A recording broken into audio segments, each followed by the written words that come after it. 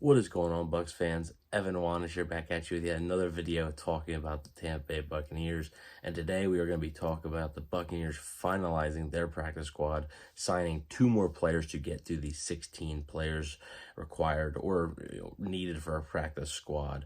And those two players are defensive lineman Pat O'Connor and running back Patrick Laird. Now, I know a lot of people were surprised when Pat O'Connor was cut by the Buccaneers.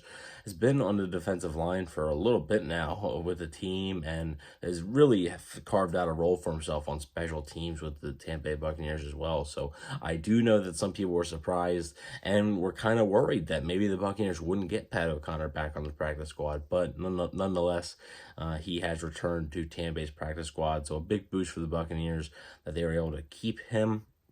As far as Patrick Laird goes, he presumably beats out Ronnie Brown for the spot on the practice squad there, as the Buccaneers are carrying four running backs on their 53-man roster with Rachaad White, Chase Edmonds, Sean Tucker, Keyshawn Vaughn.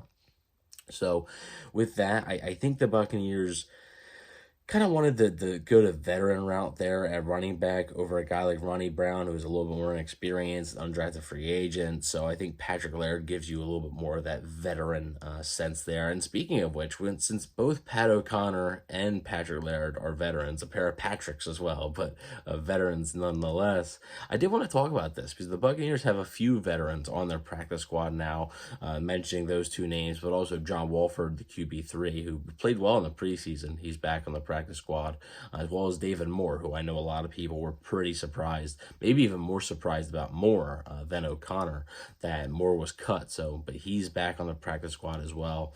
The Buccaneers look to continue to find depth, and with the new practice squad rules of being able to call guys up week in and week out, I do think it's valuable to have those veterans be able to fill in for you, and also give the younger guys that are on the practice squad a lot of guidance that, like, you've been there before, like, what the expectations are. So with that being said, though, the Buccaneers have finalized their practice squad, so it is at 16 people. Now, the situation is fluid. There's hundreds of players available right now. They could go out, sign some guys, release some guys from their practice squad if they wanted to. This does not mean that this is going to be their practice squad for the entire season.